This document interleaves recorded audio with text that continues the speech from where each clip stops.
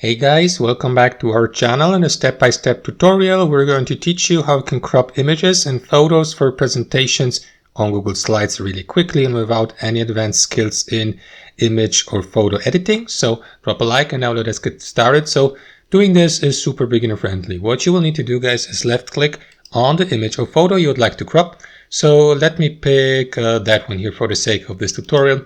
And after that, simply right click on the given image and select crop image from the drop-down menu.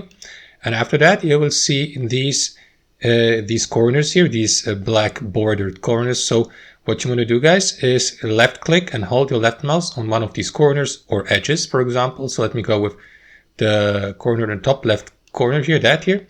Left click on it, select it, hold your left mouse and simply adjust your cropping, for example, with your mouse manually, and release your mouse just like this. Confirm these changes to apply them by pressing enter on your keyboard.